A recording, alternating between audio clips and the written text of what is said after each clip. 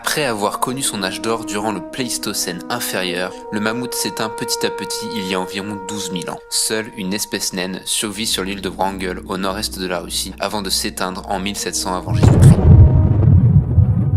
Oui mais voilà, des scientifiques parlent sérieusement de ressusciter le plus emblématique d'entre eux, le mammouth laineux, car il pourrait bien nous aider dans la lutte contre le réchauffement climatique. Zoom sur ce sujet digne d'un scénario de Jurassic Park.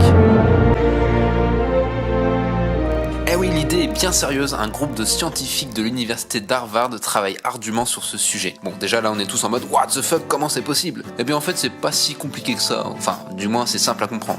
Comme l'explique le professeur George Church, l'idée serait d'utiliser un embryon d'éléphant d'Asie et d'en modifier son ADN pour lui donner les caractéristiques du mammouth. En gros, le mammophant, c'est comme ça que les chercheurs le nomment parfois, aurait l'apparence d'un éléphant, mais les caractéristiques du mammouth. Avec une longue fourrure, plusieurs couches de graisse et le sang froid, cela lui permettrait de survivre aux basses températures de la toundra. Alors ok, c'est bien tout ça, mais en quoi ce mammouth hybride pourrait aider à lutter contre le réchauffement climatique ?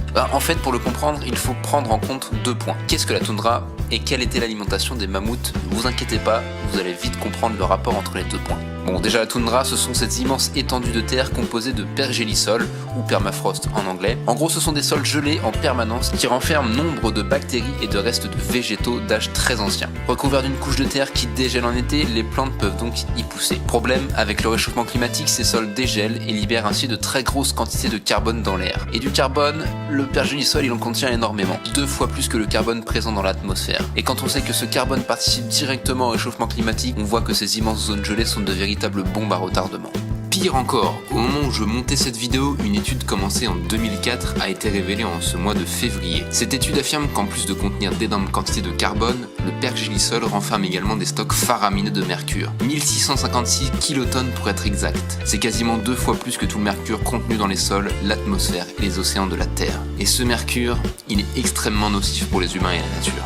Bien, après toutes ces bonnes nouvelles, et nos mammouths, qu'est-ce qu'ils viennent faire dans tout ça ? Ce qu'il faut comprendre, c'est qu'ils se nourrissaient principalement d'herbes rases et de buissons. C'est donc logique s'ils affectionnaient tout particulièrement les immenses étendues d'herbes qui forment la toundra. Ils agissaient tels de véritables jardiniers, avec leur immense appétit, ils empêchaient la pousse des arbres, aidant ainsi les herbes rases à se développer. Et ce sont ces mêmes herbes qui vont, grâce à leur présence, créer un effet miroir. Les rayons du soleil étant rejetés en grande partie dans l'atmosphère grâce à cet effet miroir, cela empêche donc, au final, le réchauffement du sol et le dégel du pergélisol. Tout est lié. Après, tout ça c'est bien beau, mais ça me paraît un peu compliqué à réaliser. Créer une espèce n'est pas chose aisée, et il faudra bien plus de 5 mammophants pour empêcher le sol de dégeler. La mise en place de ce projet serait bien trop long, cela révèle selon moi plus du fantasme qu'autre chose. De plus, introduire une espèce inconnue dans un écosystème peut créer de grands bouleversements. Il suffit de prendre l'exemple du frelon asiatique pour comprendre de quoi je parle. Ce petit insecte crée un grand déséquilibre dans les pays occidentaux qu'il colonise, comme la France par exemple. Quel effet le mammouth pourrait-il avoir sur un écosystème aussi fragile que celui de la toundra ? Paul Schuster, un hydrologue qui a travaillé sur l'étude du pergélisol, nous offre une solution bien plus simpliste mais qui révèle tout autant du fantasme. La seule façon de stopper la fonte du pergélisol et la potentielle libération du mercure stocké est de réduire, limiter, puis arrêter les gaz à effet de serre résultant de l'activité humaine. En gros, c'est simple, il ne reste plus qu'à convaincre 7 milliards d'individus de ne plus rejeter de gaz à effet de serre dans l'air. Les mammophants, c'était peut-être une idée un peu plus simple en fait. Alors j'espère que cette vidéo vous aura intéressé, n'hésitez pas à dire ce que vous en pensez. Néanmoins, c'est vraiment un sujet très sérieux sur lequel travaillent des scientifiques. Je n'ai pas tout inventé. Allez, je vous dis à très bientôt pour de nouvelles découvertes de la sorte. Ciao.